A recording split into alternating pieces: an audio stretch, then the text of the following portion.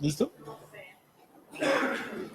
Bueno, muy buenas tardes. Muchas gracias por estar aquí con nosotros. Estamos en un espacio del Doctorado de Ciencias Humanas y Sociales del CES, de la Universidad Nacional de Colombia.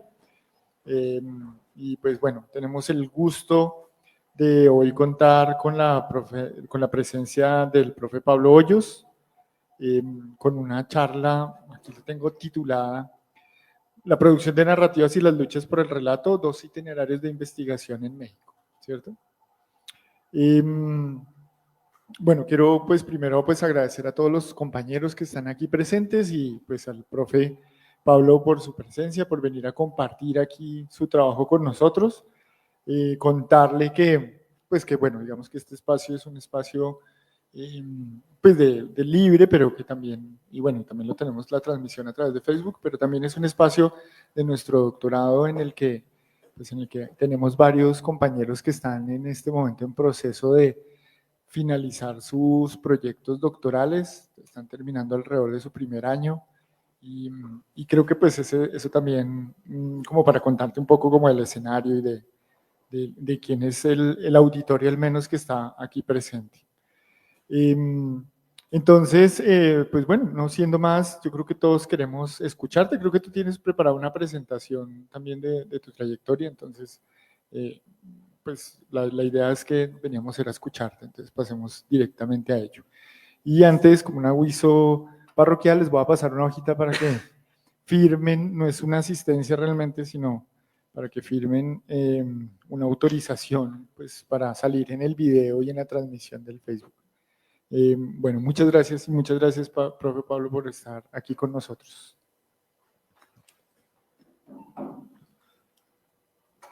Hola, bueno, pues igual es un placer estar acá. Muchísimas gracias por recibirme.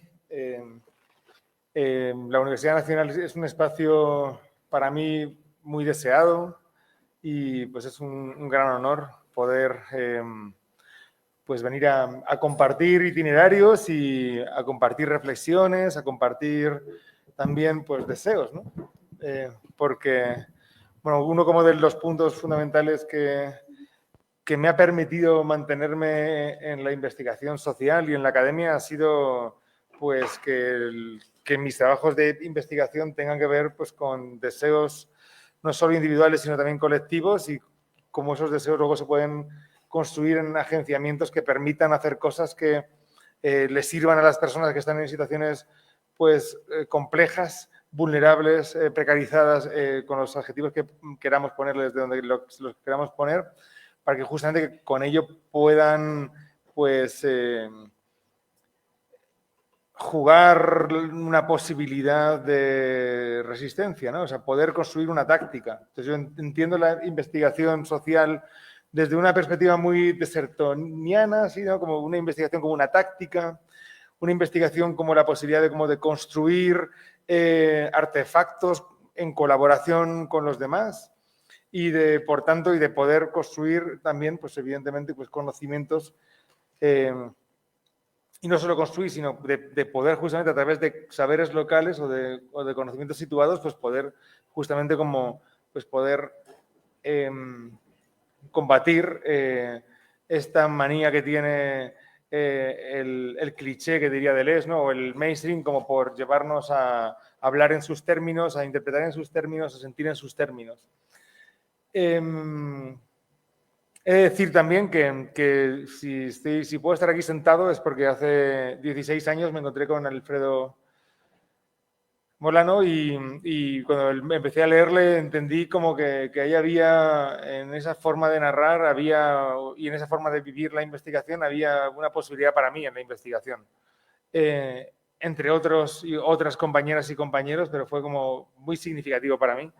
Y un poco lo que he venido haciendo ha sido como a rebufo de pues ponerme al servicio de las comunidades como un aliado epistémico pues para poder tratar de entender qué es lo que ellos y ellos querían o necesitaban o se imaginaban que podían hacer, pues para desde ahí pues inventar estos artefactos que a través de Deleuze, quizá un tono un poco más pedante, podemos llamar componendas.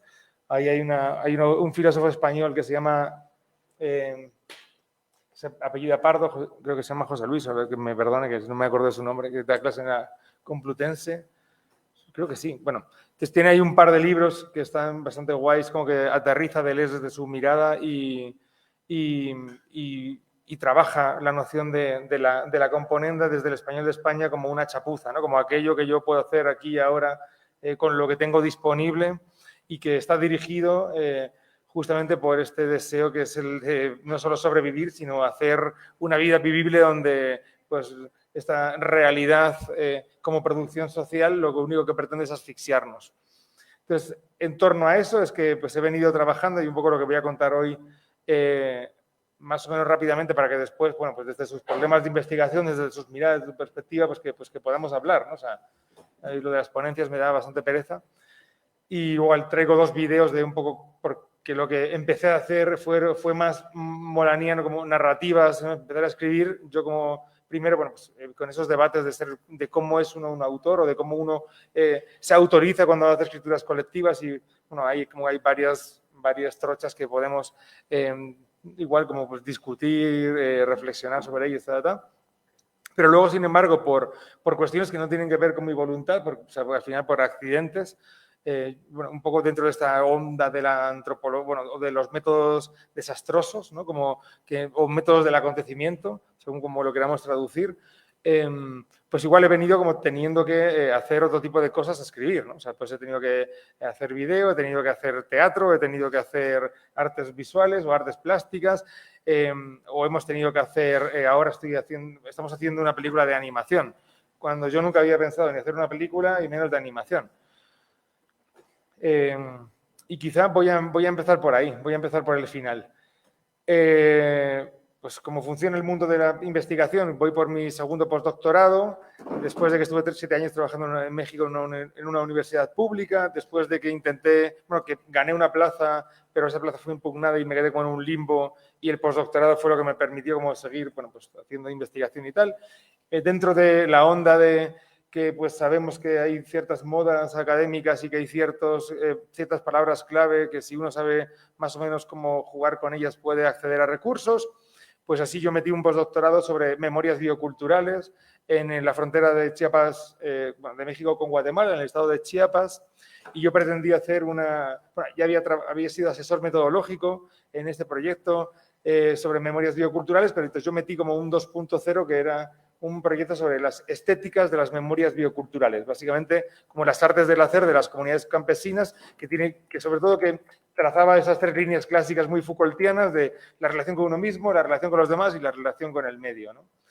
Y pues como trabajé le metí sustentabilidad por ahí, lo de lo biocultural funcionó y lo de estética, a quien lo evaluó le pareció bien, me otorgaron un postdoctorado de 2 años. Llego a estas comunidades que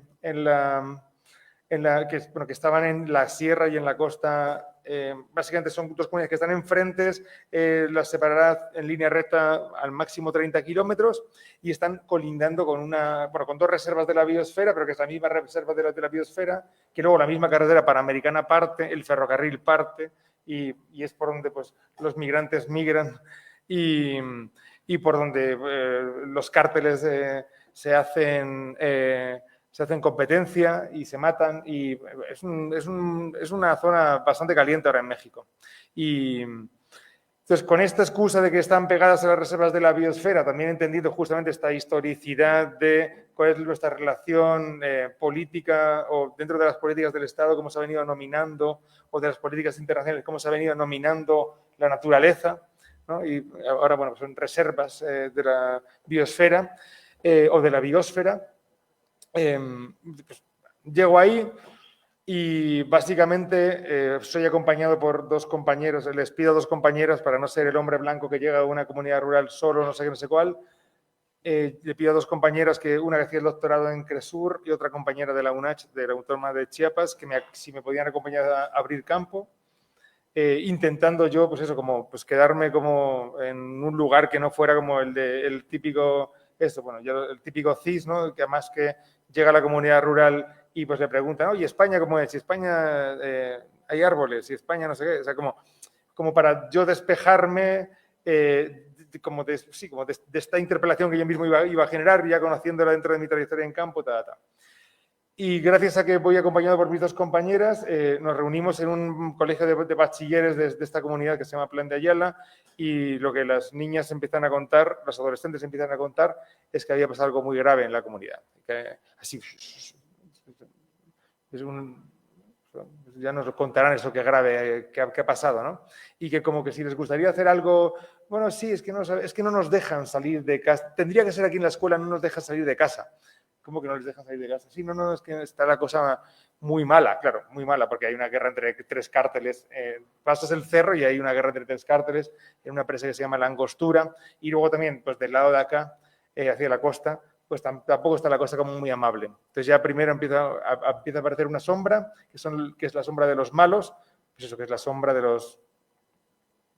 los narcos, pero esa sombra de los narcos lo que está escondiendo es otra gran sombra, que eso malo que ha pasado no es la posibilidad de que lleguen los narcos a la comunidad, que sí les puede atemorizar, pero ha habido un acontecimiento que ha partido su cotidianidad y que la sombra del narco esconde porque no pueden salir de casa por la tarde. Y resulta que 3 días antes de que llegáramos, en el río habían violado a un adolescente. Y resulta que, frente a la violación del adolescente, los hombres, padres con P mayúscula, de la comunidad, habían mirado para todos los lugares menos para donde tenían que mirar. Y resulta que los padres no dejaban salir a las niñas por la tarde, no fuera que fueran a ir donde no tenían que ir. Entonces ahí, claro, pues yo que llegaba a hacer un proyecto que pues más vinculado como con una mirada como más general, para hacer un documental, algo, no sé. Cuando uno mete un proyecto muy bien no sabe no sabe mucho. O sea, qué puede pasar ahí o en qué va a acabar eso. Y yo, bueno, soy poco fiel a los proyectos y poco fiel a los planes, y eso también pues me permitió saber en ese momento que lo que había que hacer era otra cosa, y que lo que había que hacer era inventarnos algo con esas adolescentes para que en ese invento pues ellas pudieran de repente empezar a hablar de algo que no podían hablar, y de repente también poder decirle a los padres que por qué cojones les estaban encerrando, para empezar, ¿no? Entonces, pues después de estar hablando 3 días, así como que esto, no sé, pues inventémonos. Una niña dijo, no, pues la única forma en la que podemos decir algo es contando cuentos, porque si contamos cuentos, pues nadie nos va a escuchar. Porque total, los padres pueden decir la verdad, como nosotros no estamos en esa posición, pues hagamos cuentos, hagamos fábulas. Bueno, pues hagamos unos cuentos.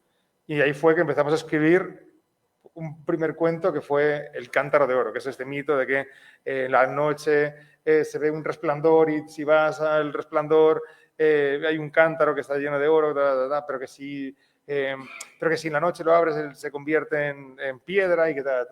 Entonces como que empezamos como pues justamente como retrabajando una fábula y yo desde ahí también me fui como dando cuenta que lo que podemos hacer era claro, como reconducir esas fábulas, como renombrarlas y a la vez también pues inventarnos otras, ¿no? Claro que no abrir el melón de lo que acaba de pasar y decirles, pues venga, vamos a hacer esta fábula la primera. Pues no se podía hacer eso. Entonces también, pues la siguiente que aconteció era el charro negro. Que el charro negro, pues al final es un campesino que no quiere ser campesino porque ve que la vida, que está ultra explotado, que lo que él cultiva depende de unos precios que él no pone y que por tanto mejor se va a ser bandolero para allá y a formar parte del trasiego en los cerros y se convierte quizá como en la primera figuración de lo que luego hemos conocido y de lo que seguimos conociendo bien en América Latina, ¿no? Entonces eso ya me gustó, o sea, como que me gustó como este juego de que llevamos al charro negro, no solo, o sea, no contamos el charro negro como ya nos lo sabíamos, sino que fuimos explorando a un charro negro que era más como una voz en off o una reverberación, un eco en una cueva. Y en una cueva donde se metieron unos niños y entonces empezamos a jugar a cuáles eran las interpelaciones que ese charro negro les arrojaba a los niños, ¿no? ¿Por qué el charro negro les invitaría a los niños a dejar de ser campesinos o dejar de ser estudiantes o dejar de ser buenos, siendo irónico evidentemente, para convertirse en charros negros? Y ese cuento lo llamamos Volcanes de Agua. Un poco más adelante, una de las niñas, que es maravillosa, Julia, empezó a contar desde un juego muy descriptivo, pues cómo ella se sentía súper frustrada porque su padre no la dejaba salir de casa. Y dijo, a veces la cabeza de mi padre puede ser una cárcel. Y entonces ahí empezó un cuento que se llama El Callejón de las Flores.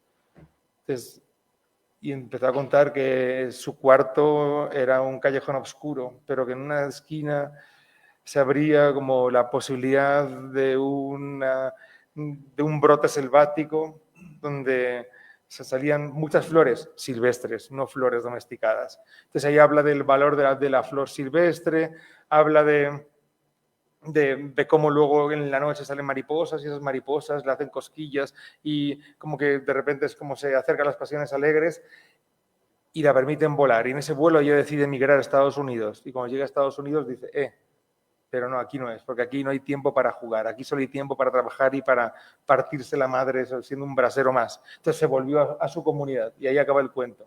Y en ese acabar el cuento fue que nos dimos cuenta quizá que ya podíamos empezar a hablar de cómo escribir la caza. Porque ese volver a la comunidad diciendo, no, mi deseo no es migrar, mi deseo no es, o sea, no necesito huir de aquí, lo que necesito es poder decir. Y empezamos a escribir La caza, que es el cuento sobre el acontecimiento. Y yo ahí, bueno, pues soy muy amante de Reinaldo Arenas y pues casi siempre me llevo Un mundo alucinante conmigo. Y entonces les empecé a leer eso, la historia, la vida de Fray Servando, como compartiéndoles como en esas narraciones locas de cómo yo me imaginaba que podíamos contar algo sin contarlo.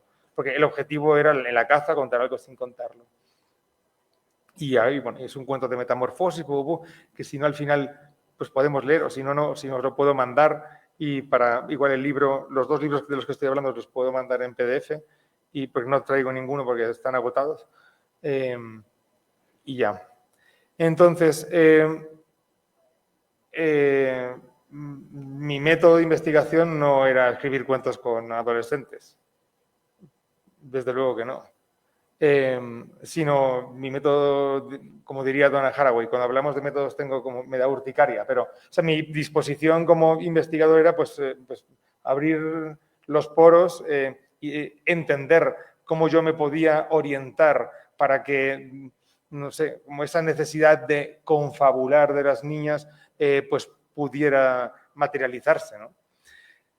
Así que por eso las llamamos fábulas a los cuentos. Luego dice gente, no son fábulas, pues que son confabulaciones. Nuestra forma de llamar a la confabulación para que justamente los padres no piensen nada raro, ni que la gente piense nada raro, porque son solo unos cuentos muy ingenuos, pues las llamamos fabulaciones, ¿no? Bueno, pues estuve yendo a campo, pues prácticamente cada mes iba 2 semanas a campo y después pues no sé, que íbamos acabando los cuentos, porque bueno, pues esto, pues, mi forma de trabajo, de producción de narrativas tiene que ver siempre con un proceso, lo llamo como encuentros progresivos, o sea, como que agarramos un tema y lo vamos conversando y le vamos dando vuelta desde, por supuesto, desde la perspectiva Foucaultiana de la problematización que desarrolla a través de la ontología crítica kantiana. Es como que vamos agarrando o construyendo tópicos y vamos pues problematizándolos, vamos viendo pues igual pues como cómo más podríamos dar cómo darle la vuelta, o sea, cómo es que cuáles son las condiciones para que esto esté pasando, Y luego, bueno, pues después como de entender un poco bueno, pues esas condiciones, pues lo que fuimos haciendo pues es tirar unas líneas que, bueno, podríamos llamar de metaforización, pero que no, como que ahí Jean Genet como que no está como muy por la labor de generalizar lo poético en la metáfora y quizá podríamos llamar pues de ficcionalización o de poetización, siendo la poética o siendo lo poético un concepto bastante complejo de lo que no me voy a ocupar aquí hoy de él, ¿no? Y básicamente, pues lo que hacíamos con las niñas era pues, jugar a intentar construir un cuento. De jugar a intentar construir un cuento donde en ese cuento pues pues no sé, ellas pudieran eso, como tener la posibilidad de decir sin riesgo o con el menor de los riesgos aquello que estaban viviendo. Publicamos el libro con la Universidad Autónoma de Chiapas. Otra cosa que caracteriza bastante mis procesos es que yo tengo un taller de libros cartoneros en mi casa. O sea, hago libros desde hace 15 años.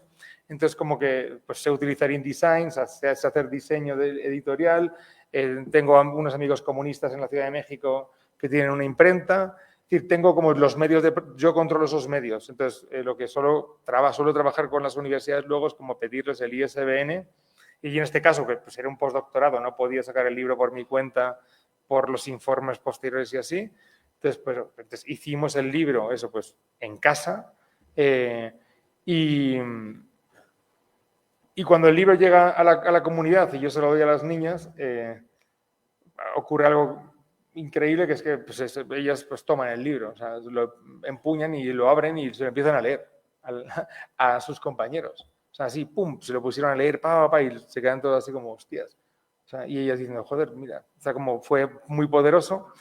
Y de ahí, pues, además, pues, no sé, estando ahí, una amiga me dijo, oye, tal, ¿y por qué no grabas unos videos y como, pues, para ver cómo es y cómo, y sin querer queriendo, bueno, pues fui como tomando imágenes, aquí, lo que voy a poner ahora es de la costa, y hicimos como esto, como, bueno, hemos hecho ahora 3 videos como intentando como entender cómo podíamos hacer una animación, porque ellas, esos cuentos como, pues no tienen una gran relación con los libros, porque el medio rural no pertenece a la ciudad letrada, y ahora solo pertenece al rizoma pantallil. Entonces dijeron, no, es que lo que queremos es ver los cuentos en la pantalla, ¿no? ¿Y cómo se imaginan los cuentos? Pues nos los imaginamos en caricatura, ¿no? Entonces, bueno, pues hay que hacer unas animaciones. Entonces, tengo una amiga chilena que es animadora y ella tiene unas animaciones como de imágenes, de imágenes, vamos, y luego ella como que lo que hace es intervenir esas imágenes entonces dije primero, pues puede ser por ahí, entonces hice estos vídeos como para eso y luego también como, bueno, pues para, no sé, como darle una vuelta a lo que habíamos hecho y no sé, y pues os lo voy a poner. Ese es.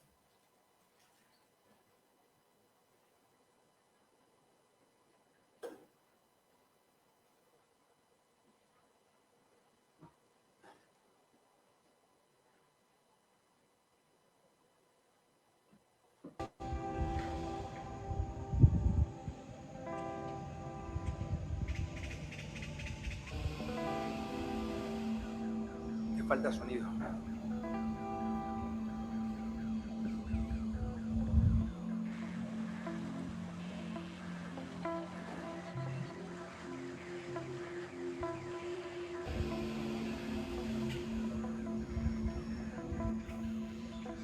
A la pesca nuestros padres nos llevan de palanqueros mientras ellos echan atarraya, changuito o balandre. Vamos en busca.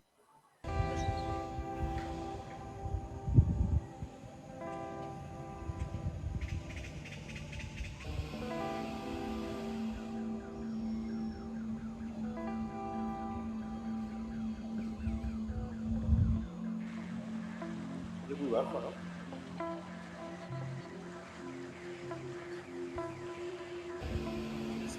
No va a entender nada. A la pesca nuestros padres nos llevan de palanqueros mientras ellos echan atarraya, changuito o balandre. Vamos en busca de cardúmenes de lisa, liseta o róbalo. Remando recorremos silenciosos las pampas de Pereira, Carretas y Buenavista, no siempre con fortuna. La pesca es de gente paciente, y ahora más que no hay tanto camarón ni pescado. Mientras el cayuco se desliza por el mangle y la luz se cuela entre sus ramas, en el silencio se alcanza a escuchar un enojo renegando del estero, como si su culpa fuera que ya no esté dando. Y en el eco más lejano, en el silencio que hay adentro del silencio, canta bajito un tono de súplica, una voz que reza para que los peces regresen saltando sobre las oscuras aguas como sabían saltar cuando la cooperativa de pescadores archipiélago, vivía sus años de contar la pesca. Es que este man sabe casi por Este man es el que hace la música. Remando todo lo fuerte que puede un niño, atravesamos la densa corriente del Mar Muerto. Las aguas del estero les dicen el Mar Muerto, porque es tranquilo y a su vez tan vivo que se hace el muerto. Sí sabe, ¿eh? Y dicen vivo, Contratado. si no fuera porque se salió y casi nos mata a todos, no hubieran tomado la decisión de abrir la boca.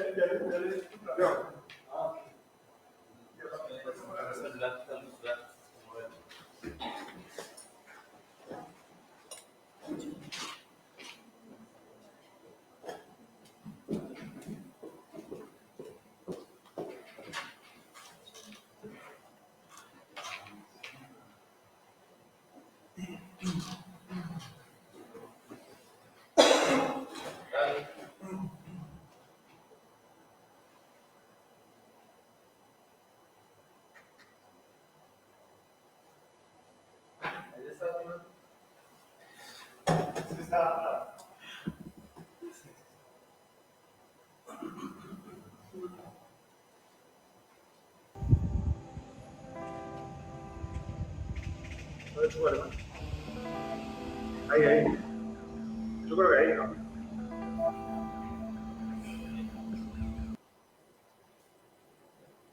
Ya.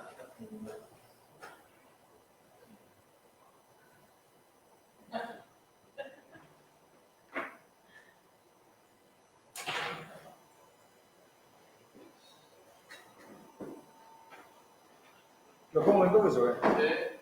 ¿Ya? Vale, activa.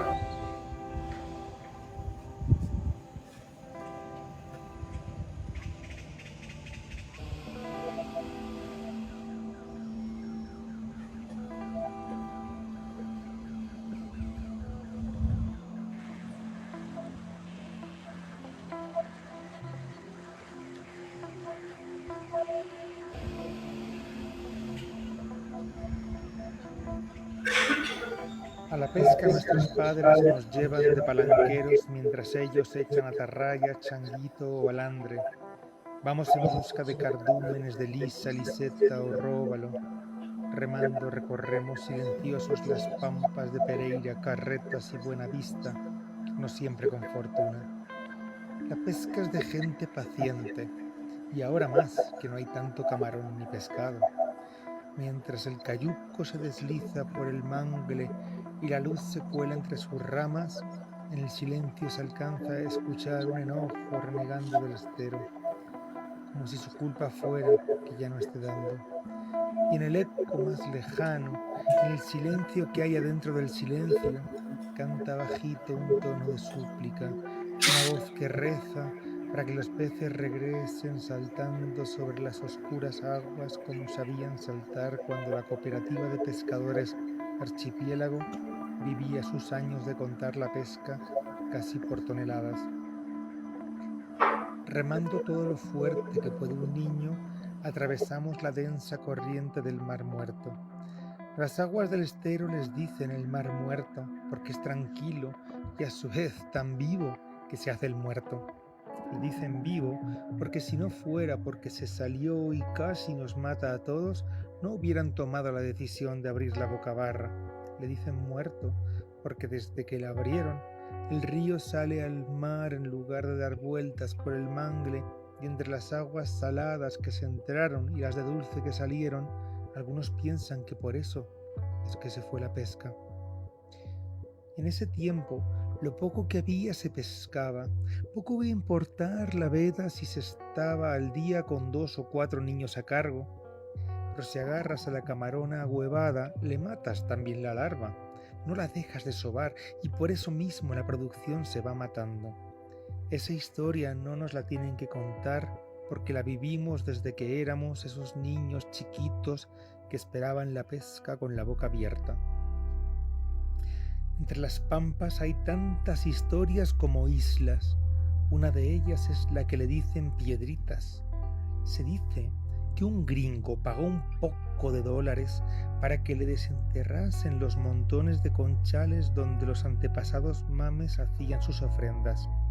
Se dice que no pagó tanto como para llenar los camiones que abarrotó de las piezas talladas de piedra y barro que alzaron. Pero la historia más famosa es la de Rancho Viejo.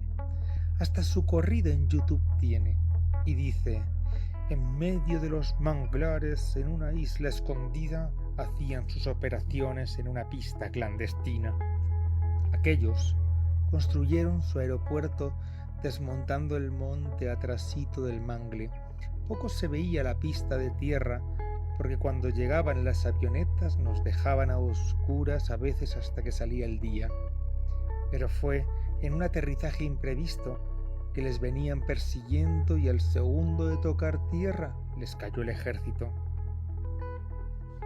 Entre las islas pasamos por pequeños senderos de mangle que se ven como las delgaditas manos de los tantos monos que había y que de inteligentes también se han ido. Las manos de monos araña pescando o buscando algo que se les habría caído al agua, como un abulón o un cangrejo. Sobre las ramas retumban las chicharras formando un misterio tan denso como el agua de chocolate salado. El agua es como un aceite que se engruesa de tulares que crecen sobre el agua como si fueran tierra, y de esas hojas finas y largas que bajan del agua dulce del río en época de lluvias. Ahí sí es difícil remar y el cuerpo se calienta y miramos al agua con ganas de remojarnos. En la noche nos llevan con lámparas. Dicen que es mejor porque los pescados siguen la luz y se quedan quietos como si creyeran que aquello es un rayo que no quiere que les chamusque. Pero ese día que estábamos ahí pescando era de día. El sol calentaba y entraba directo en el agua con la fuerza de su claridad, prendiendo de luz el lodo como cuando te metes un foco en la boca y tus cachetes se transforman en una lámpara. Si no pega el sol no se puede visorear. La claridad no llega y no se mira por abajo.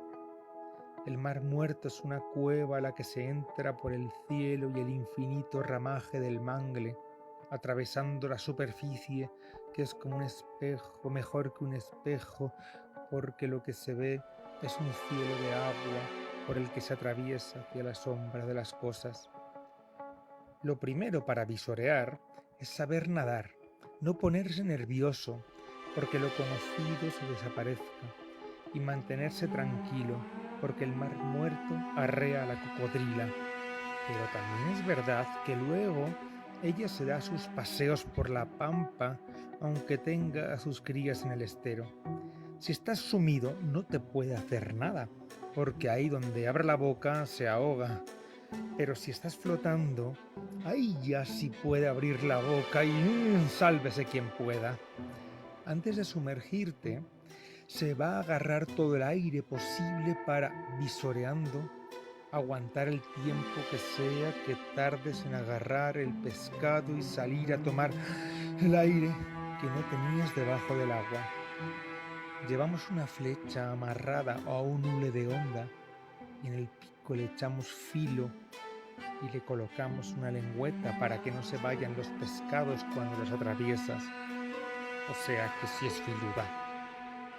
Bajo el agua, con los cachetes llenos de aire estancado, me imagino que la flecha se convierte en un pez dorado que se escurre entre los dedos porque no quiere hacerse comida, que se escapa y se pierde en la oscuridad y a lo último nadó tan rápido que se le plegaron las branquias y se volvió una persona de carne y hueso que lo primero que pensó fue cobrar venganza por todos los pececillos para que los humanos vieran lo que se sienten hacer para ser pescado.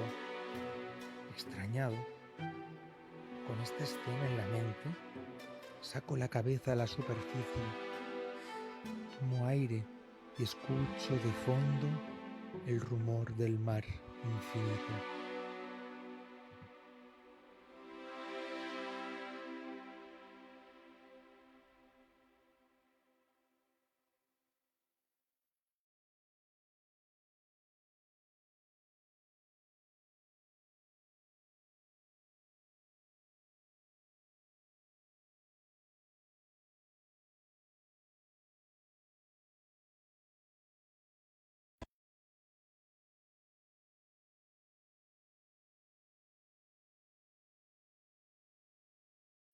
Y bueno, agradecer la presencia de el codirector, que es que es Carletti, que es mi super compa, que es también a través del cual, pues, de repente, pues, se abre la posibilidad como de jugar en otros medios y armar otras narrativas, y también de Daniel Sastoque, que es mi compa, que nos conocemos hace 15 años y también venimos enredando. Muchísimas gracias, amigos. Entonces, no sé si hay algún comentario, pregunta.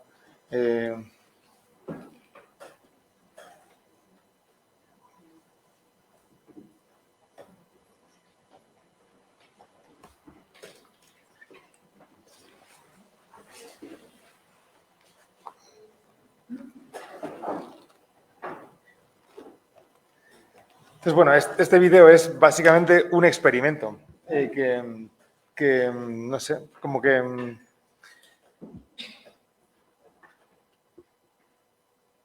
y también pues, por un lado, es un experimento para intentar como atisbar la posibilidad de poder cumplir también con los requisitos como institucionales, ¿no? Al final hay unos entregables que tienes que hacer y es como, coño, o sea, si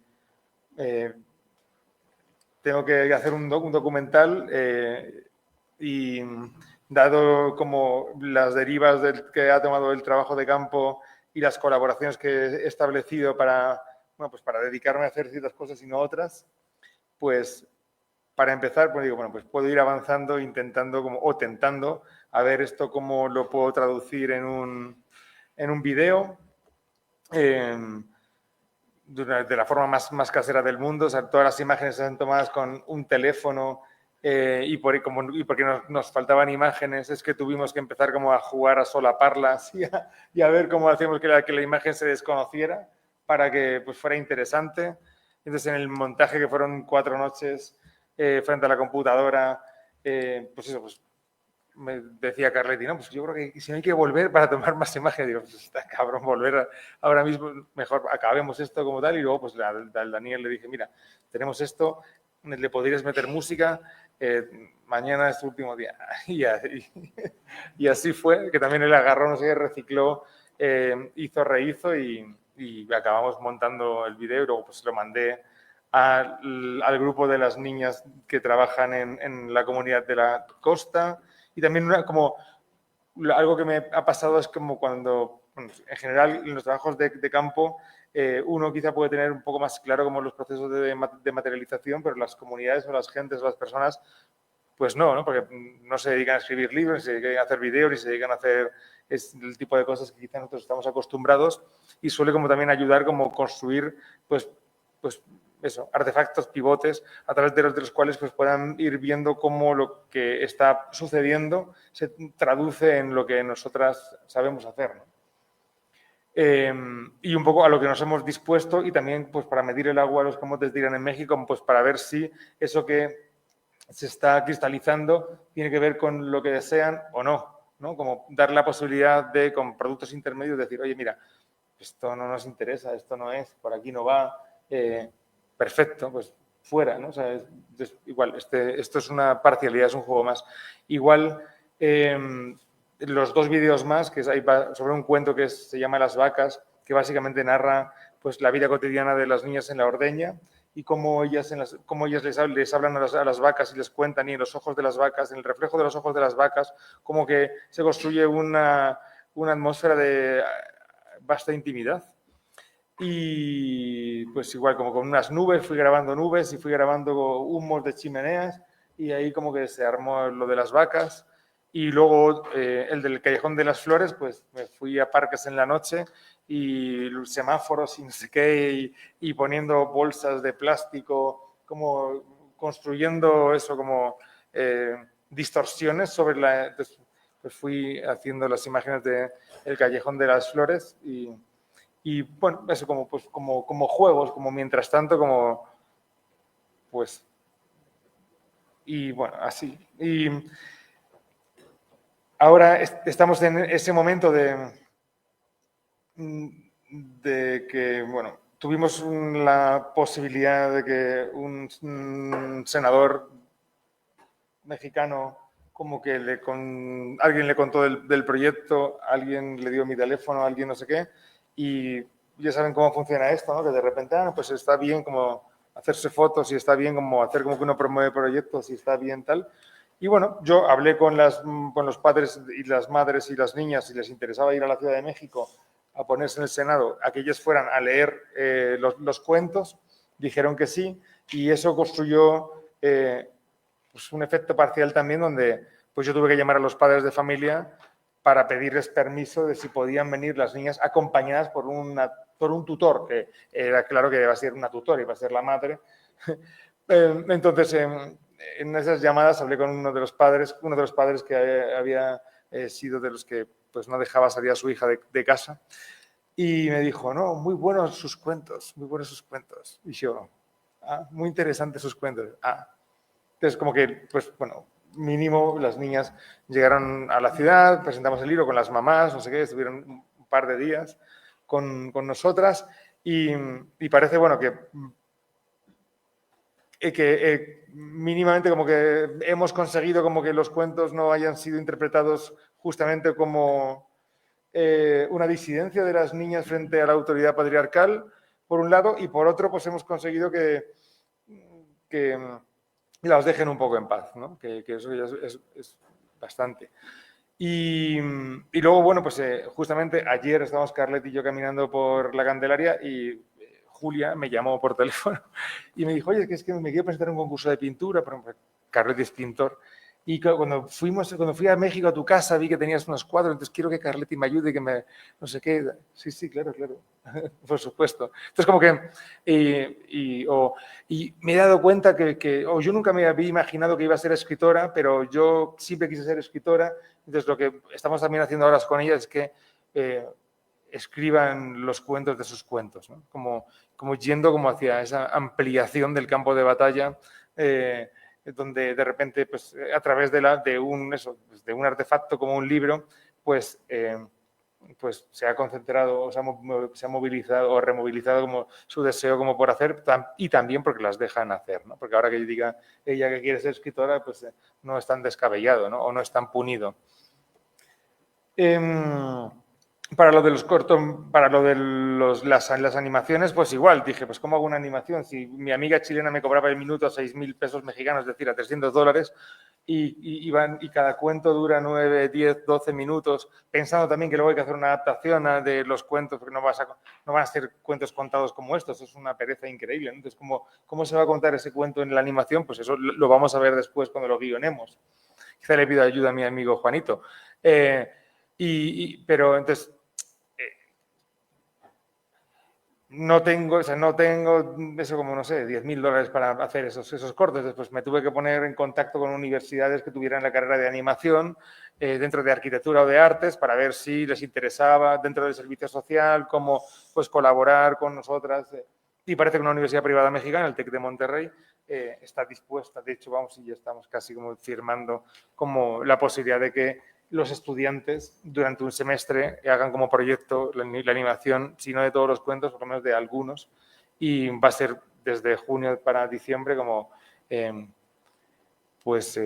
consigamos como, igual también vamos a ver cómo ahí entran las niñas de nuevo como a construir, bueno, ya están de hecho participando porque estamos haciendo un piloto sobre el Callejón de las Flores, donde pues ellas están en diálogo porque pasa siempre, un estudiante de una universidad privada y de una universidad privada con pedigrí, como es este caso, pues se imagina como el contexto rural, pues como se lo imagina el imaginario colectivo pornomisérico. Entonces, las primeras imágenes del cuarto del Callejón de las Flores es un cuarto de gente, bueno, sí, de este imaginario de que los pobres viven en la mierda. Pues, fue muy bonito decirles, hablen con ellas y que les cuenten cómo es su cuarto y luego dibujen su cuarto. Y funcionó mucho mejor porque, claro, además la imagen se parece a lo que ellas como esperan ver. Por tanto, pues va a ser, al final va a estar como todo mucho más, bueno, como con su mediación va a estar como todo mucho más cerca de lo que ellas también necesitan ver o quieren hacer ver. Y por otro lado, bueno, pues los estudiantes de animación pues pueden reconocer otro punto de vista, ¿no? Y Y ya, o sea, eso sería como de este primer itinerario, eso sería todo. Digo, no sé si quieran contar algo más, de preguntar algo más dentro de las últimas preguntas que han hecho. Sí, muchas gracias.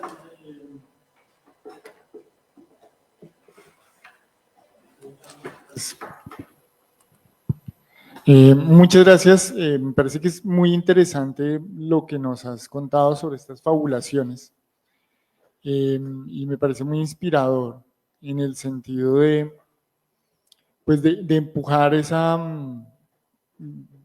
frontera en términos de la investigación para también admitir un componente pues, de lo que usualmente pensaríamos en términos de la ficción, ¿cierto? Y un componente muy experimental, ¿cierto? En ese sentido, pues me parece que pues, puede ser muy inspirador para el grupo de estudiantes con los que estamos imaginar esas posibilidades. Aquí tenemos también compañeros y compañeras en el doctorado que han venido explorando en ese mismo sentido, con inspiraciones, por ejemplo, no sé, como las historias de Camille, de Donna Haraway, intentando hacer este tipo de fabulaciones, un poco en un tono también especulativo, ¿no? Entonces, un poco como que mi pregunta sería, no es una pregunta, sino para que, pues, si puedes elaborar un poco más, pues, cuáles han sido esas oportunidades, o sea, también en ese proceso de fabulación también, cómo has aprendido pues, de estos mundos particulares en los que están estas chicas, estas niñas, y eso digamos, como que, qué tipo de enseñanzas también te ha permitido a ti como investigador social alrededor de lo que estás trabajando con ellas, ¿no? Y ellas ya nos has contado las 1000 cosas que han aprendido y cómo, pues, cuáles han sido los muchos cambios que han tenido gracias a ese proceso, pero también en términos, pues, conceptuales para ti, ¿cuál ha sido ese resultado, pues, de este método? Bueno, ya dijiste que método te produce, esa palabra es difícil, pero pues de este encuentro colaborativo alrededor de fabular, de confabular juntos y de hacer una serie de, de relaciones colectivas, ¿no? Porque fíjate tú que hay un colectivo con las chicas, pero también pues tú eres un colectivo con los demás compañeros con los que han venido trabajando. Yo creo que eso es un asunto, pues es un gesto muy contemporáneo en investigación y me parece que pues es muy inspirador para todos. Entonces, ellos están pensando ahorita su proyecto y pues sería bueno abrir, dejar un poco esa perspectiva como individualista de la investigación y individualista y como logocéntrica en un cierto sentido, ¿no? Como hacer un texto y ya, ¿cierto? Sí, o sea, yo como creo que como para explicarme mejor, que a veces no suelo explicarme bien generalmente, es que o sea, no es que lo que yo he hecho ha sido ponerme a disposición de las adolescentes. Entonces me he puesto a su disposición. Entonces el rango de acción que yo he tenido ha sido el rango de acción que ellas han esbozado, que ellas han dibujado. Y en ese dibujo, en esa territorialidad del vínculo es donde yo trabajo, o sea, es donde yo me pongo a ser su escribiente, ¿no? Y en vez de decir, preferiría no hacerlo, les digo, vámonos, claro, a huevo, carajo. Y funcionó pues como un provocador, funcionó desde ese impulso, que igual que viene desde también mi relación con los métodos cualitativos, la performance, los estudios de la performance también, desde Conquerwood sobre todo, y donde yo pues, como que desgozné esta posición también como de el investigador, el académico, inventándome eso, pues a un maestro ignorante, ¿no? O sea, como a mi manera, ¿no? A un tallerista que no daba talleres, a un profesor que no daba clases, a un investigador que no investiga, y un poco pues, tratando de salvar no ser interpelado por no estar haciendo lo que debería hacer, porque si no, yo mismo me estoy metiendo en mi propia tumba moral o en mi tumba convencional, diría Nietzsche, ¿no? Entonces, trato como de ir por la vereda, así como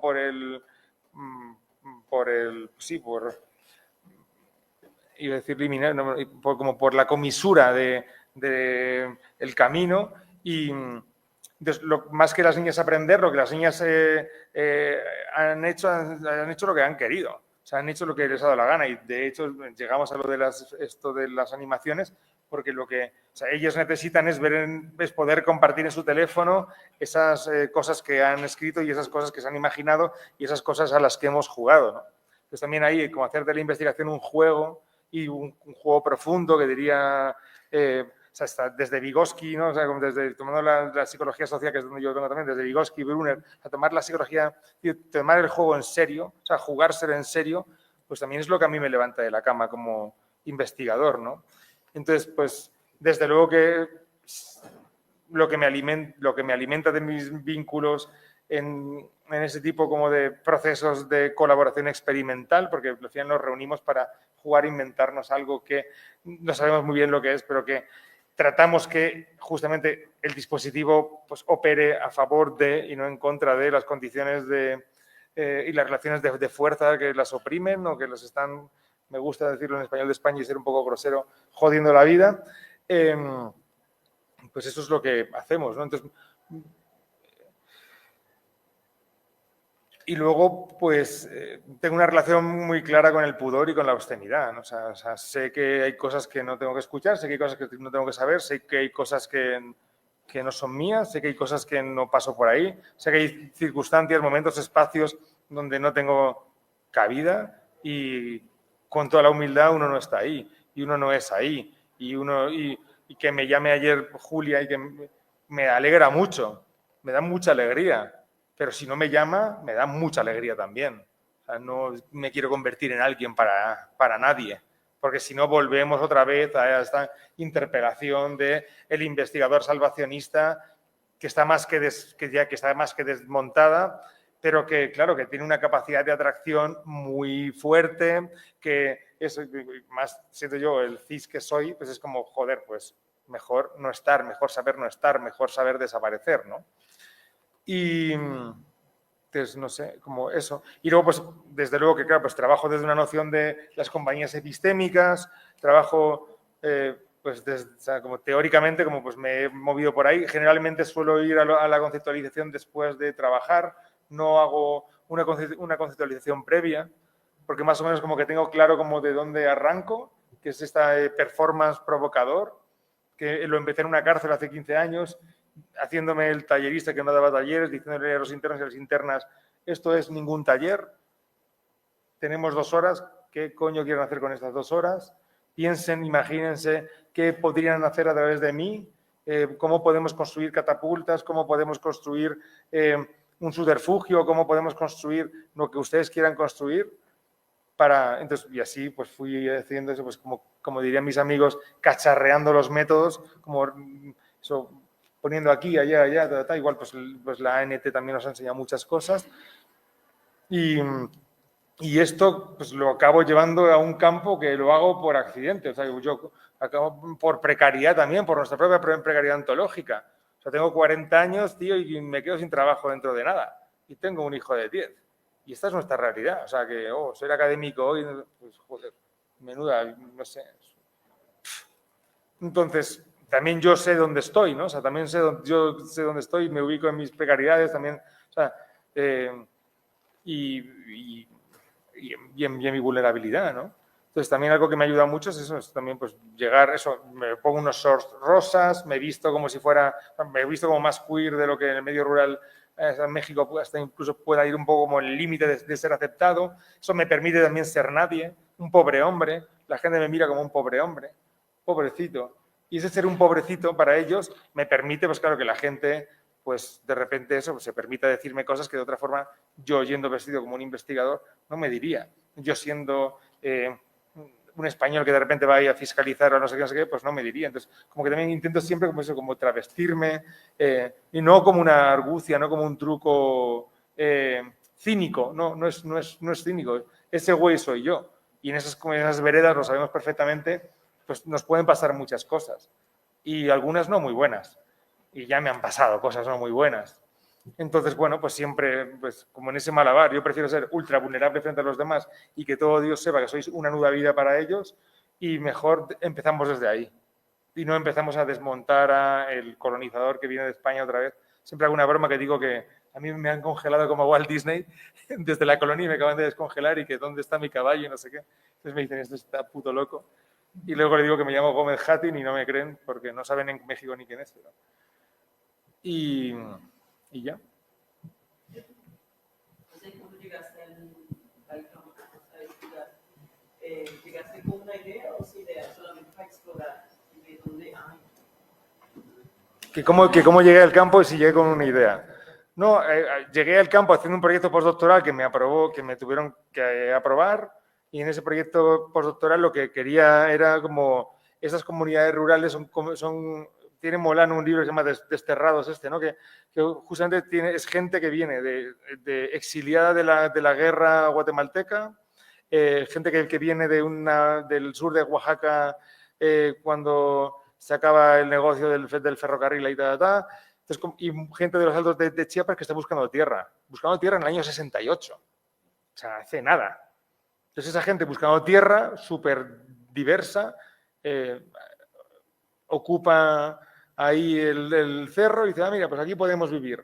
Igual, pues luego los típicos líderes van a la cabecera municipal a dar de alta al elegido, la comunidad, y de ahí empieza todo. Entonces, un poco... También fui con los adultos mayores, hice muchas entrevistas, como porque la idea era como entender como desde la sociohistoria, como esa configuración, e ir entendiendo también, pues por ejemplo, pues más desde Castro, desde esta gente que ya sabemos quiénes son y que nos han también ayudado mucho, desde Arturo Escobar, por supuesto que sí, como ir entendiendo también cómo pues, la comunidad como un agente vulnerable frente a los rubros productivos, ¿no? Cómo ha tenido que cambiar de rubro productivo no solo por las plagas y por los huracanes, que ha tenido 2 huracanes y 2 plagas en 50 años, sino porque de repente llegaba el del café, llegaba el de la palma, llegaba el de los ganados, y ahora están con los ganados.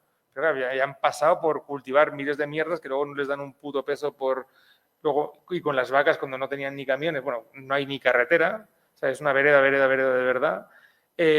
Bajar a una vaca hasta donde hay que venderla, la vaca adelgaza 10 kilos. Entonces, no te dan nada por tu vaca.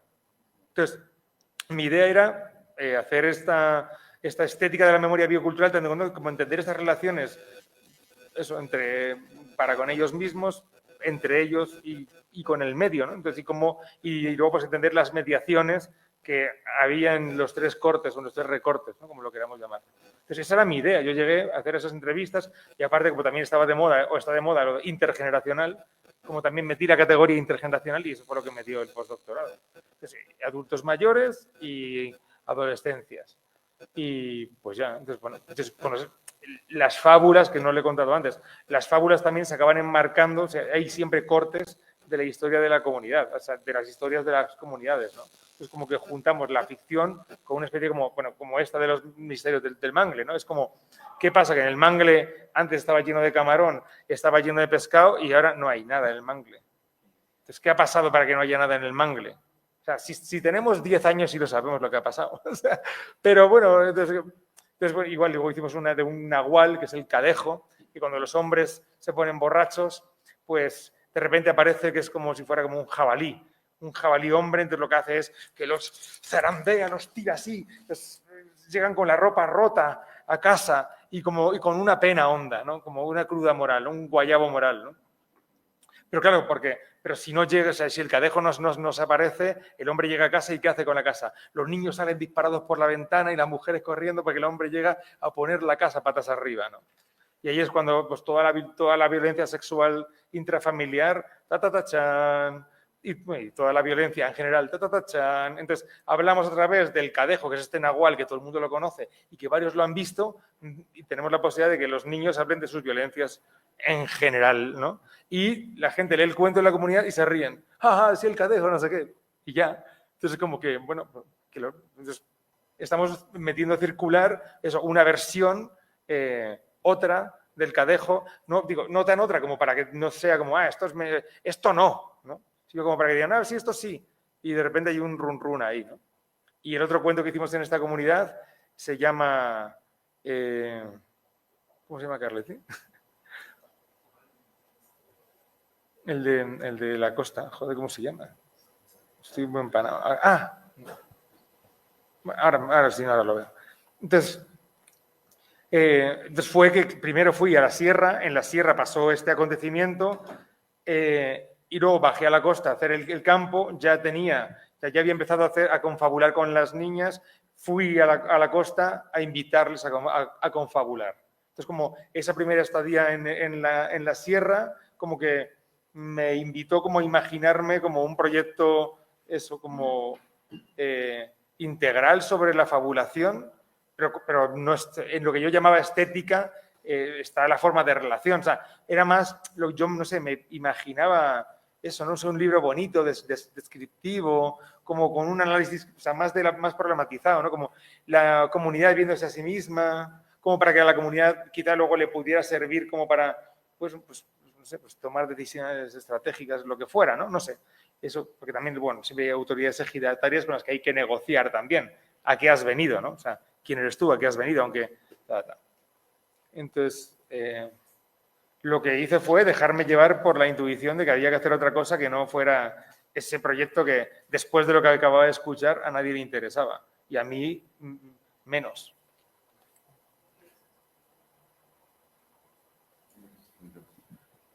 No, gracias por su presentación. No, además que me interpeló mucho porque sí, también es muy parecido como a las fórmulas en que yo pienso la investigación y algo que hoy por la mañana estábamos discutiendo era lo performático en la fabulación, ¿no? Y en la forma, digamos, nosotros usamos métodos muy clásicos algunas veces, pero que yo creo que no es tanto lo clásico del método, sino lo clásico de la interpretación de lo que surge o lo que captura el método. Y a mí eso es lo que me tiene como con muchas dudas, porque cuando uno usa, digamos, el método de entrevista, entonces, no sé, tú entrevistas o confabulas, digamos, cambias lo que se hace en un encuentro. ¿Cómo interpretas esa confabulación? Porque claro, tú ahí decías como, también tengo que adaptarme a los cánones de la academia que por X o Y motivo estructural es lo que permite que este tipo de proyectos surjan. Entonces, yo pensaba cómo interpretar también lo performático en esas entrevistas, como bueno, me sale una narración, un relato que surge en esa confabulación y en ese intercambio. ¿Tú cómo lo interpretas cuando estás ahí? Y también cómo lo interpretas cuando lo pasas también al texto, cuando haces digamos, no solamente el producto visual que creo que es mucho, le llega a uno mucho más, pero también el producto académico que surge de ahí. Pues usualmente, ¿qué tipo de marcos les das? Pues mira, yo no he visto a nadie en una entrevista jugar. Las entrevistas se basan en un régimen confesional de una dicotomía clarísima del entrevistador y del entrevistado, donde el entrevistador al final tiene que decir en los términos del entrevistador lo que el entrevistador quiere oír y lo que acaba haciendo el entrevistador como un buen confesor, que nos lo contó el Tito Foucault, es interpretar lo que el entrevistado dice, por tanto ya queda en un pliegue total lo que el entrevistado ha dicho. Habiendo muchos tipos de entrevistas. Yo, gracias a Jean-Luc Nancy, entre otros, y a Henri Mechoni, que es un autor que para mí es súper importante, pues me puse a pensar sobre el oído y sobre la escucha. También la noción de la parresía Foucaultiana también es importante, ¿no? O sea, como un decir veraz no quiere decir un decir la verdad o tener la capacidad de decir la verdad, sino justamente, bueno, poder acompañar al otro a que el otro diga algo distinto de lo que ya sabía. Luego también pues, con Bakhtin, que es de mis pilares fundamentales, pues dar a la palabra contra palabra, es decir, es más un juego de eso, es como la noción de la memoria social para Halbach. O sea, la memoria no es, no es un escarbamiento, en todo caso es un juego de creatividad arqueológica, es un juego creativo, la memoria es creación. Entonces, si yo pongo el oído y lo que quiero, o sea, y lo que quiero escuchar en lo que tú me dices es justamente la posibilidad de diferir o de disentir del cliché, pues, y yo, mi repregunta no tiene que ver con eso, como seguir ese camino, sino tiene que ver con intentar juntos irnos por una trocha, pues ahí estamos poniendo en juego otra forma de relación, volviendo, o sea, otra vez como volviendo al mismo corte, ¿no? Entonces, la investigación es una forma de relación. Entonces, si no cambiamos la forma de relación, pues el positivismo nos estará tocando la puerta cada 5 minutos, por muy cualis o posmodernos que nos queramos o muy emancipatorios que nos queramos sentir. Pues, ¿qué coño estás haciendo? O sea, no... Entonces, por eso yo, mi performance es esta posición de ser un idiota cultural que aprendí de Garfinkel, y el idiota cultural yo lo he traducido en lo que yo soy, que es un subnormal, un imbécil, un gilipollas, un pirobo, o sea, soy el investigador pirobo. Entonces, como esa posición me permite no acudir a lo que ya sé, me permite no acudir a mis conceptos, me permite no como jugar a predecir lo que me va a decir, no categorizar. Entonces, claro, cuando me alejo de la manía categorizante, cuando me alejo de tener que ser un investigador, pues de repente empiezan a pasar cosas, ¿no? Entonces, pues esa es la performance, digo, y no me la he inventado yo, en absoluto, es evidente, ¿no? Y justamente, pues, cuando lees a Haraway, cuando te vas acercando como a la posibilidad, o a Paul Preciado, ¿no? Te vas acercando también a la posibilidad como de decir de unas formas distintas, desde Michel Leiry en El África fantasmal, o sea, cuando él mismo se da cuenta de qué coño estoy haciendo yo siendo un agente colonial, ¿no? O sea, como, y ¡fum!, le da un giro y dices, claro, es que es por ahí, ¿no? Entonces, esa reflexividad que antes la usábamos en el diario de campo, a mí el diario de campo ahora mismo ya me da igual. O sea, no he escrito miles de diarios, no escribo ahora diario de campo, lo que hago campo. No, o sea, esa reflexividad ya como que se pasa quizá un momento como de incorporación donde ya pues tienes claro que si en el informe del postdoctorado no me renuevan, me da igual. O sea, también estoy asumiendo ese riesgo. No puedo hacer las cosas bien, o sea, no puedo estar en misa y repicando. No puedo hacer las cosas bien y luego que me sigan pagando por hacer estas piroveces, ¿no? Entonces, bueno, pues va un poco por ahí. Y intentar quedar bien y luego, por otro lado, pues, a ver si pega, ¿no?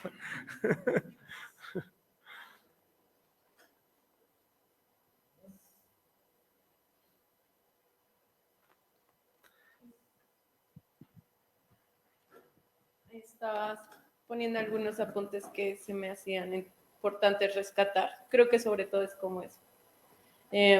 Porque justo muchas de las discusiones que ya vamos a tener en clase, y más ahorita haciendo como el proyecto, el anteproyecto, es que nos hemos estado esmerando muchísimo en presentar algo que un formato y una autoridad quiere que entreguemos. Y tratamos como de pensar también qué es lo que va a pasar en el campo, que muchas veces pues lo que escribimos ahorita no tendrá nada que ver cuando estemos en el campo. Y quisiera rescatar uno y volver como a reafirmar que el campo muchas veces es quien decide qué es lo que vamos a hacer y cómo lo vamos a hacer y con quién lo vamos a hacer. Creo que constantemente nos han dicho, y esto como lo que mencionaba Dani, de cómo hacerle frente a la academia que nos pide, ¿no? Ciertas formatos y ciertas formas. Y la cosa es que muchas veces nos piden cosas que cuando en campo eso no pasa, y que más bien el campo es el que decide cómo tenemos que ir armando nuestras investigaciones y desde dónde ir. También creo que eso, pues ahorita ya lo contestaste, pero para mí es cómo resistimos a eso, o sea, cómo resistimos al hecho de que nos piden cosas que incluso son incongruentes con el campo, lo que el campo nos está pidiendo. Y dentro de ello, pues pienso, tanto metodológicamente, el cuento como en sí mismo, pues no es parte de estos cánones de la investigación. En mi caso, yo estoy planteando el chismecito denso como mi forma metodológica, mi campo de... Y por ahí pues hubo unos comentarios, ¿no? Ellos no, otras personas. Como, pero pues es que eso no es riguroso. Y eso no, o sea, como que falta más, ¿cómo plantearlo? O sea, que no es parte como de las exigencias de lo... No está dentro de un manual de metodología y es que no me acuerdo cómo me dijo, ya sabe quién. No me acuerdo cómo me dijo. Sí, sí, pero mira, yo perdí un concurso de oposición porque escribí un libro con chavos en situación de calle, de hecho contigo, ¿te acuerdas? Hola. Ya nos conocemos. Y ese libro se llama Semaforismos y cuenta básicamente pues cómo desde que esas juventudes son arrojadas a la calle por ciertas circunstancias generalmente familiares y cómo después, bueno, pues cómo viven la calle y cómo van, eso, pues contando como experiencias, y luego después son reclutados por la filantropía del gobierno para armar una compañía de circo que se llama Circo por la Inclusión Social y tal. Y pues en ese libro pues contamos, pues claro, o sea, cómo ellos están sentados en la calle y viene la gente que va a trabajar como si fueran, pues eso, idiotas, ¿no? Como, pero esta pobre gente, ¿por qué está levantando de la cama para ir a trabajar? Por un salario. Y digo, y cosas así, pues ya que había que hacer un libro, pues estaba bonito, ¿no? Como que se dijera... Bueno, y aparte de eso fueron unas narrativas corales, fue otra metodología, pero también ahí fue como donde empecé a ensayar como lo que quizá, como las libertades que puedo tener parcialmente ahora, las empecé a ensayar ahí, ¿no? Y en ese concurso de oposición para una plaza fija en una universidad pública de México, me dijeron, esto es como dijeron, un alegato a la callejización. Tú estás invitando a los jóvenes a que se callejicen.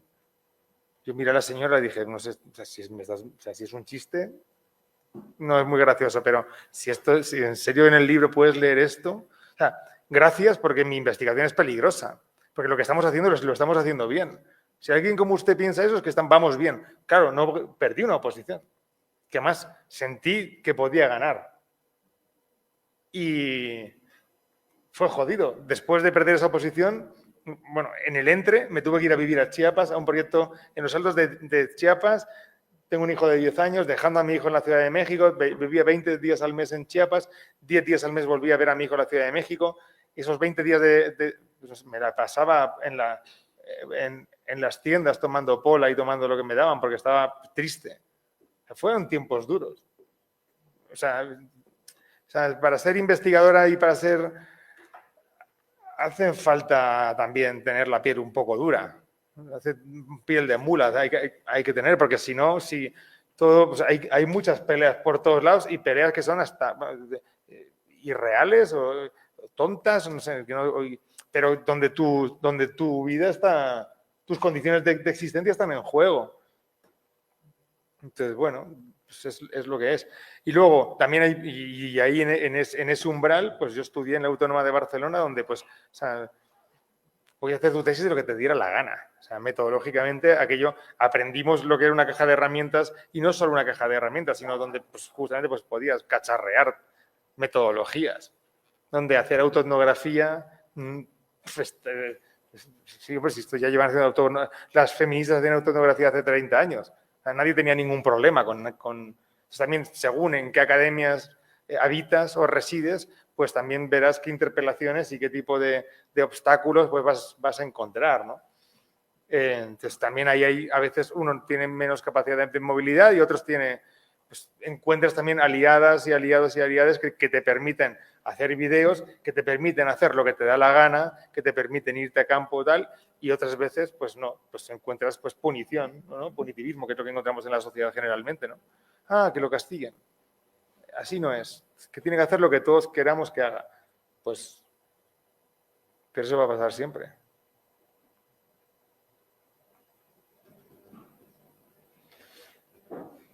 Pues yo creo que no va a dar tiempo a compartiros el otro chisme, o sí, no sé, quizás sí.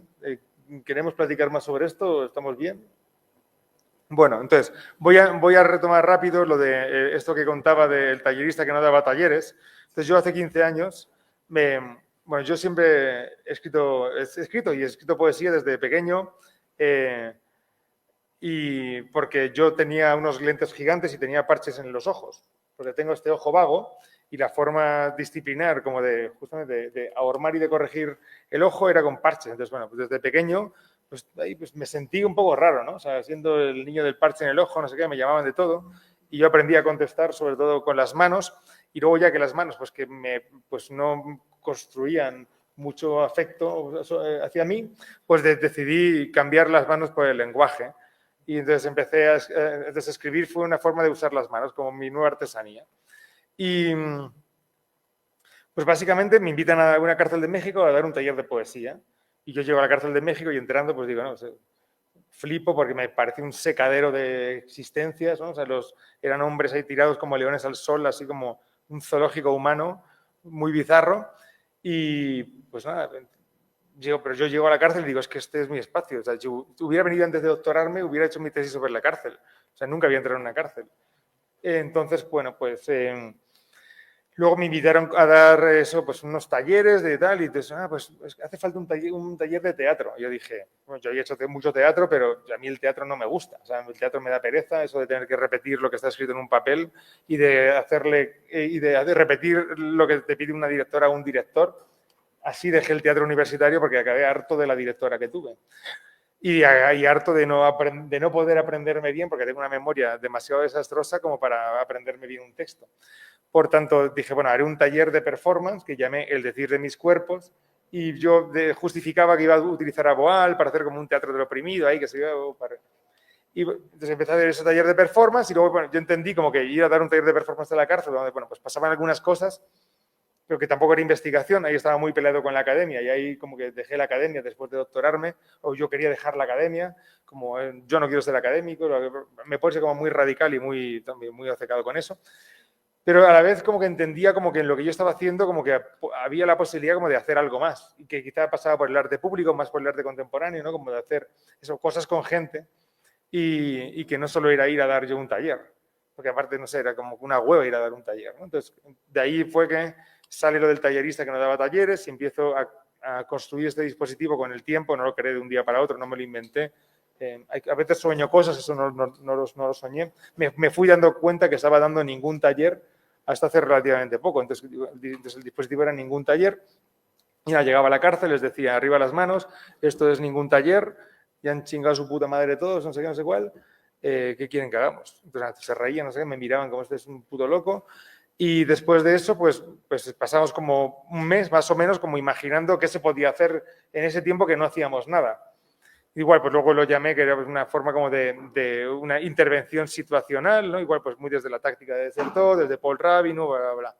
Pero igual, todo eso lo he ido pensando después de hacer las cosas. Eso es importante decirlo.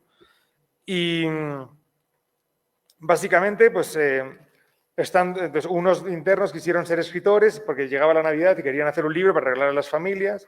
El libro, además, está inspirado en un verso de Gonzalo Arango de los Adán Legios, que dice la vida decide por su parte, y el libro se llamó La vida no decide sola. Ese libro, en mi taller editorial de casa, que se llama La Cova del Rayo, ahí pues hicimos 100 ejemplares, los dimos. El libro no está publicado, es de ellos, hicieron lo que les dio la gana de ellos, no les dice ningún seguimiento, volviendo como a lo de la obscenidad y al pudor, y porque justamente como que no sé, me gusta como no traspasar como barreras, y más cuando no lo imagino o no me invitan.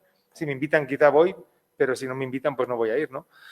Entonces, después de esto fui un femenil y las internas, después de esos 2 meses carteándose con la que fue mi exmujer, con su hermana, con 2 grandes amigos míos, decidieron que yo pusiera un anuncio por palabras en el periódico porque no tenían visita íntima, entonces estaban cansadas de que nadie quisiera tener relaciones sexuales con ellas. Después de que este anuncio por palabras nadie contestó, o yo no lo supe mirar bien, pero yo llegué un día y le dije, con un papel impreso, dije, mira, nadie contestó.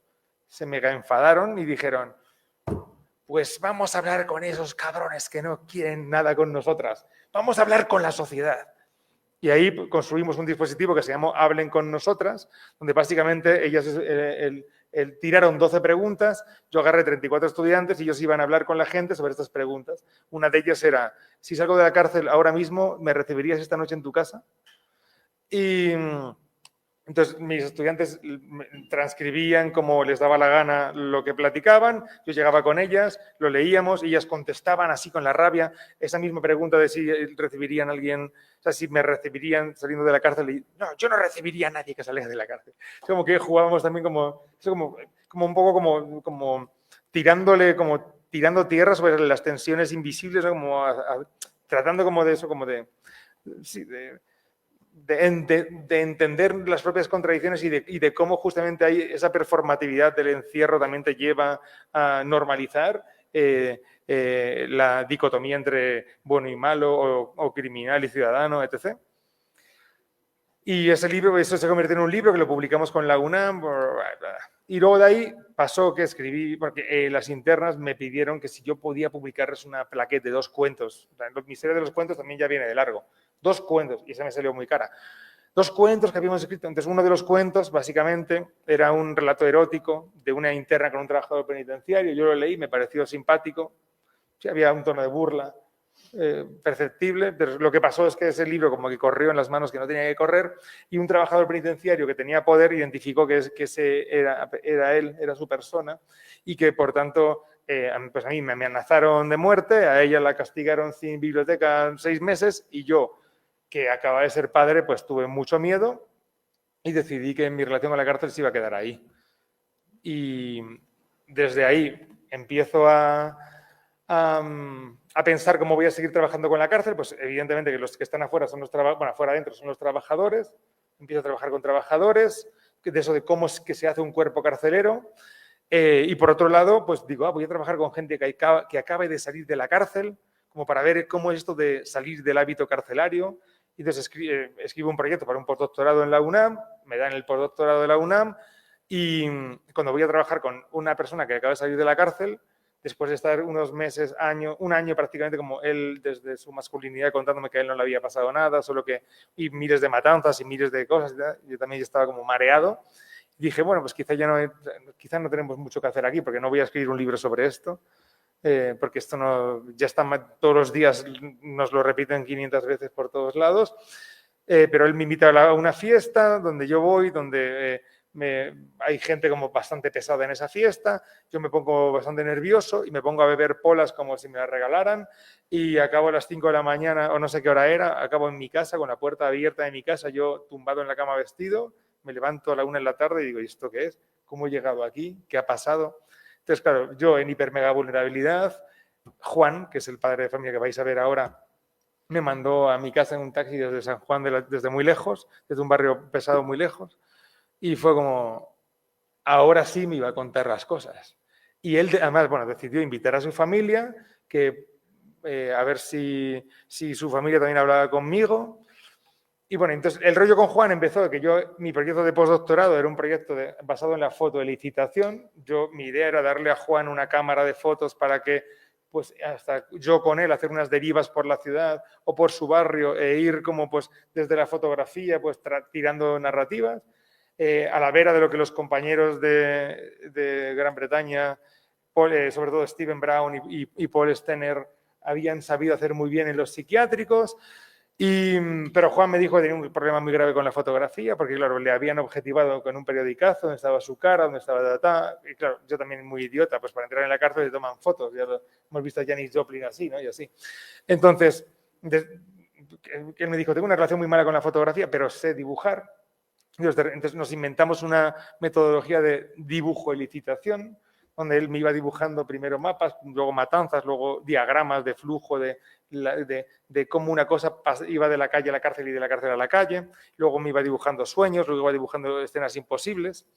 Y cuando se integra la familia, pues el hijo y la hija deciden dibujar y la madre dice que no, que ya no dibujan una mierda y que perfecto. Entonces, entonces, al final es como, pues estoy trabajando, diría Rita Segato, un poco a demanda, ¿no? O sea, como lo que nos va viniendo bien, pues vamos haciéndolo, lo que ellos necesitan lo vamos haciendo. Y bueno, estuvimos 5 años conversando, 5 años dibujando, 5 años luego reuniéndonos todos en familia, acabando llorando, borrachos y tal, ya que se rompió esa membrana, hasta que, bueno, pues conseguimos como terminar este libro que se llama El Delta de los Privados, Ontología crítica del poder punitivo, donde básicamente son las narrativas fragmentarias de esta familia que vais a conocer ahora, que os voy a presentar ahora, igual de un vídeo que hicimos por necesidad, porque básicamente al comienzo ellos venían conmigo a las presentaciones, o sea, para que ellos presentaran el libro, básicamente, yo me preferiría sentarme por ahí. Y después que, claro, como a mí me pagan por presentar libros, porque la academia, pues, y a ellos no les pagan, y como yo tampoco tengo para pagarles el día de trabajo que no van a ir a trabajar, y porque tampoco en todos los trabajos puedes salir del trabajo para presentar tu libro cuando te dé la gana, porque en los trabajos hay que ir a trabajar y si no te echan. Y digo, como muy bien cuenta el libro, porque básicamente como justamente la feminización del castigo de las mujeres que quedan fuera de la cárcel es hiperexponenciar su productividad, su autoproductividad además, de buscar trabajo donde no lo hay y de tener que trabajar en 2 o 3 trabajos o 2 o 3 turnos para poder mantener la vida de la cárcel y la vida de la calle. Además de, entre otras formas de endeudamiento que construye la cárcel como una forma de castigo, pues decidimos hacer este vídeo. Para que ellos estuvieran en la presentación y porque hablar de libros es muy aburrido y mejor que los libros hablen, ¿no? Digo, o hablar de libros puede ser muy divertido, pero yo prefiero que en mi libro hable, no hablar de él, ¿no? Entonces, pues, algo de lo que nos dimos cuenta cuando escribíamos o cuando acabamos el libro fue que cuando ellos se leían entre ellos, que igual costó un montón, les costó un montón como mirar los relatos que habíamos construido a los ojos, se dieron cuenta que no sabían entre ellos muchas cosas de lo que había vivido cada quien. Eso te pasó a ti. Eso pensaste, eso sentiste. Esto, como fue como justamente lo que la cárcel construye es este pliegue que atomiza las existencias para justamente, bueno, pues meterte en tu propia cárcel, ¿no? En tu propia cárcel de la necesidad de sobrevivir. Así que ellos decidieron que sería bonito hacer un vídeo donde cada quien lea los relatos de cada quien. De los otros, ¿no? O sea, la madre, el del hijo y el del padre, y así ahora lo vais a ver. Y cada quien eligió un pequeño fragmento, que era el fragmento que más les gustaba o que querían que la gente escuchara. Y por eso fue que una mañana llegué a su casa con una cámara una Canon T3 que tengo ahí del año de la polca, con mi hijo. Hola, tal, no sé qué. No sabíamos ni qué íbamos a hacer, ni cómo iba a hacer, ni cómo nada. Yo, la hija Angélica, que estudió comunicación, yo quería, Angélica, hazlo tú, ¿no? O sea, no sé, hazlo tú, y yo soy tu asistente. Pero al final, como, no sé, había un clima donde todo indicaba que el que tenía que agarrar la cámara era yo y que ellos ya con leer ya era demasiado. Entonces, bueno, pues grabamos este vídeo y este vídeo también fue el germen de algo que pasó después, que es que adaptamos el libro al teatro. Y porque Angélica y su madre, Verónica, se habían refugiado en el teatro tanto cuando a Juan lo trasladan a una cárcel mucho más lejos y todo, como que el teatro como que implica para ellas un cierto refugio. Y yo en una conversación escuché que Verónica dijo, imagínate este libro si lo pudiéramos ver en nuestras propias vidas en el teatro. Y yo, que soy, no sé, me gusta mucho meterme en líos, dije, pues, ahí estoy que adaptar al teatro, les voy a hacer este regalo. Entonces, la adaptación fue porque se me ocurrió que tenía que hacerles ese regalo a ellas. Tengo una gran amiga que es actriz de la Compañía Nacional de Teatro de México, Judith Inda.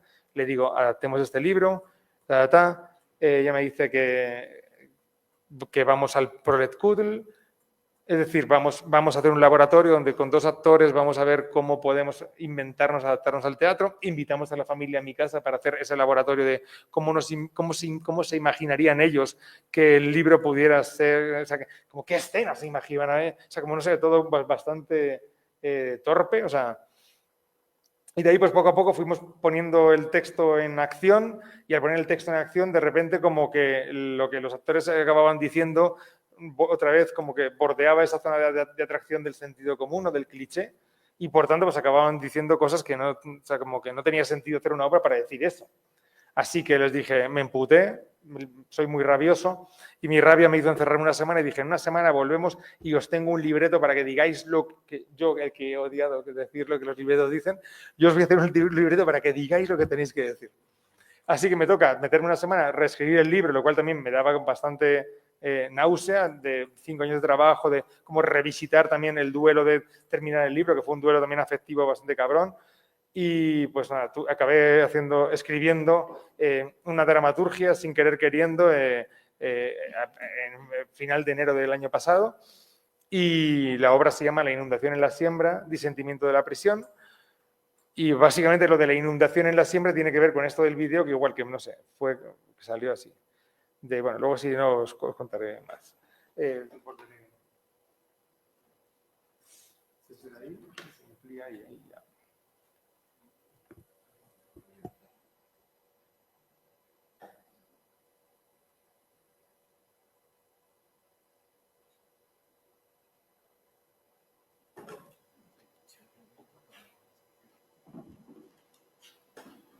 ¿Podemos apagar la luz?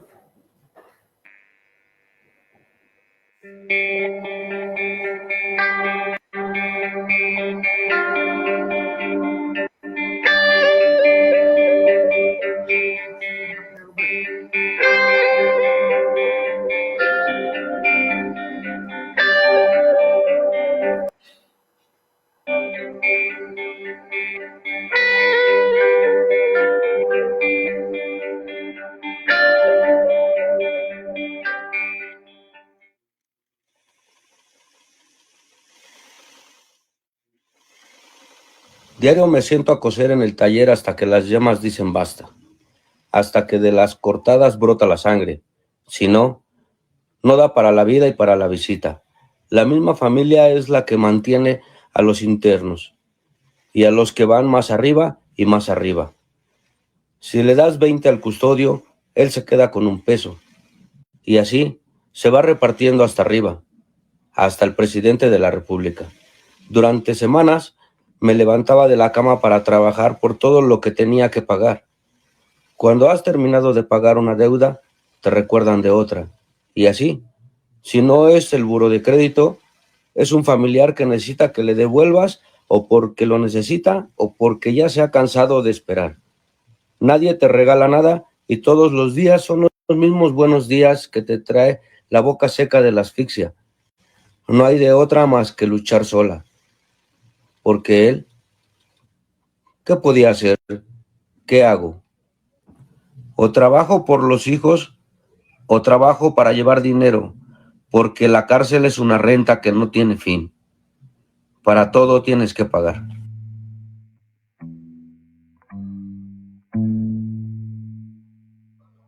Todavía no soy tan viejo como para ponerme a vivir del pasado ni de la imaginación. Pero cuando te pasa algo como lo que me pasó a mí, no te explicas cómo fue. Y porque no lo sabes, te lo preguntas todas las veces que tú quieras. Le das vueltas y vueltas como pollo rostizado.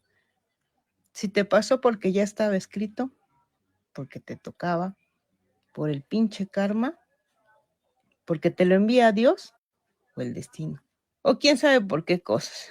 Llegas a pensar de todo porque no es que la vida te llegue a dar una zarandeada de ese tamaño así de gratis.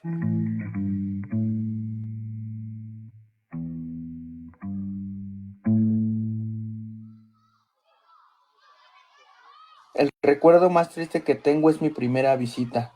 Mamá no nos dijo nada en el camino, solo que no nos separáramos de ella. Obedecimos como siempre.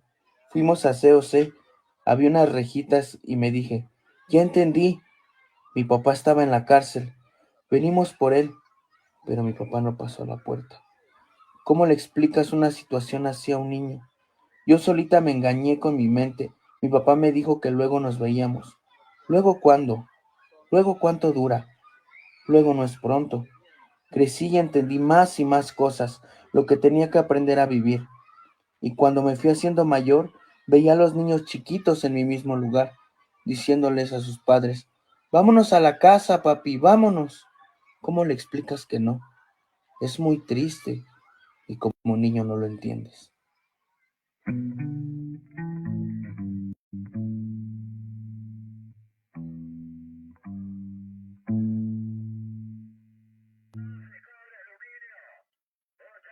Es que tu papá era buena persona. A tu papá lo conocemos desde chiquito. Nunca hizo nada que dañara a nadie. Parece que sin darse cuenta la gente te habla de él como si fuese culpable. Te dicen que es bueno, pero sabes perfectamente que detrás viene un pero a 200 kilómetros por hora y sin intención de pisar el freno. Por la calle a mi mamá la saludaban, mandándole saludos a mi papá. Luego en la visita le decía, tal y tal, te mandaron saludos. ¿Los quieres con salsa verde o con nopales? Porque de saludos no vives en la cárcel.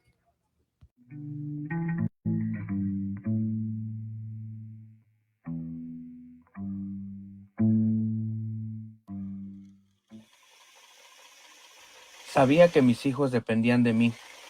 No podía parar, nada podía detenerme, ni una gripa, porque si no, no teníamos para comer. Mi depresión, esa la descargué en el trabajo.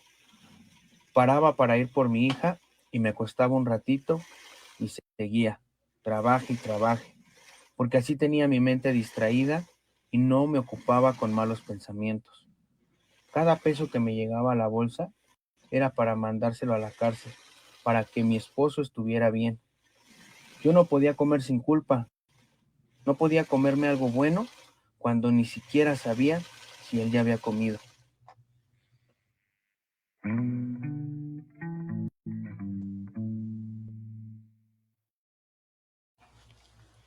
La cárcel es un sistema que nadie va a poder revocar, porque tiene un director, una persona que se dedica a la autoridad, un grupo que se dedica a la custodia y un grupo que se dedica a que todos cumplan las normas, el cual no existe.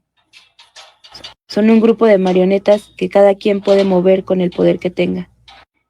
El sistema es una marioneta que depende del hilo que más pague. Nosotros mismos propiciamos que exista.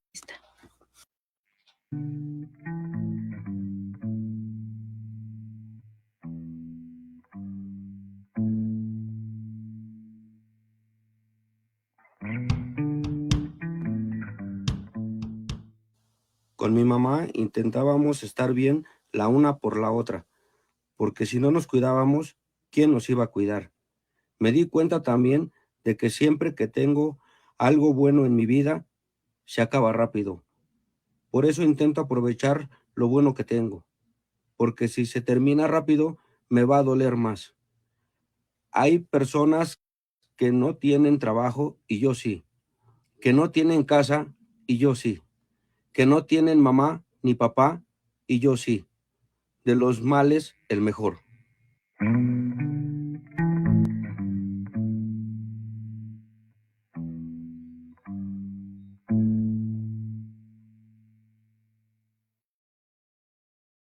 Mi mamá estaba tan enfocada en el problema de mi papá, tan enfocada en que mi papá saliera, en que tuviéramos para comer, que a nosotros nos descuidó, como se dice, nos veía sin vernos. Nunca me preguntó me sentía, qué me hacía falta. El rencor me fue comiendo por dentro hasta hoy, que no se me pasa.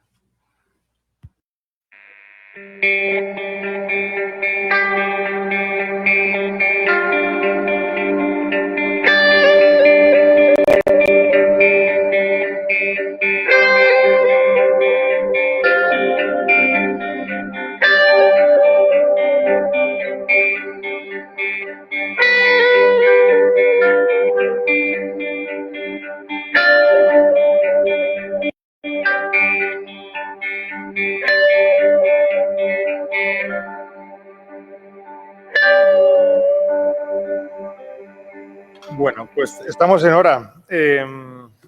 No sé si para cerrar vamos a tener algún comentario, alguna cosa. Pum, pum. Luego, pues eso, o sea, eso está todo en una página web. Les puedo dejar mi correo electrónico, me pueden escribir lo que les dé la gana. Podemos, yo feliz de seguir la plática, igual ahorita después. Y ya, aquí agarré a mi primo, que es de Javier Hoyos, y le dije, mira, esta canción de Mahavishnu Orquesta que se llama You Know, digo, quiero como un punteo como este. Y luego el video de la riada, pues es un vídeo de YouTube que puse la cámara así, no sé qué, como para grabarlo para robármelo parcialmente. Y de ahí vino como este juego como de el delta, que al final es la construcción a lo Fanon de una zona gris, como de una territorialización de la punición, donde querer mostrar justamente como la porosidad de la cárcel, no solo a través de como de un análisis a través de la digitalización o desde el delez de las sociedades de control, sino de mostrar como las intensidades en la cárcel, ¿no? Y como, claro, como que este acelerón de repente, como de cuando te quiera negar la vida y cuando justamente vienes sembrando eso, pues cosas, ¿no? O sea, como formas de estar y de repente, ¡pum!, te atropella la vida, entonces como que se me quedó ahí como eso y de ahí pues como se quedó en el título de la obra de teatro como por añadidura. Y nada, pues muchísimas gracias por recibirme y pues un honor para mí. Muchísimas gracias.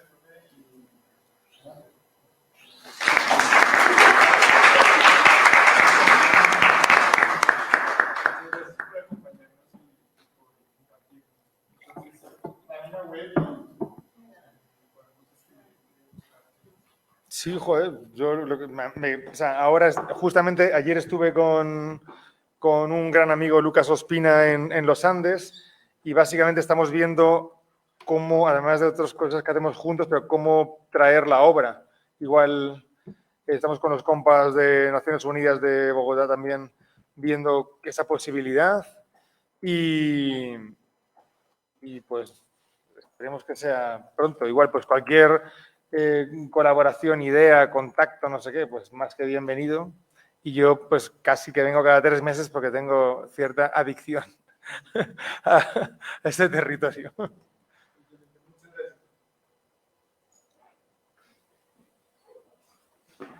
Pues muchísimas gracias.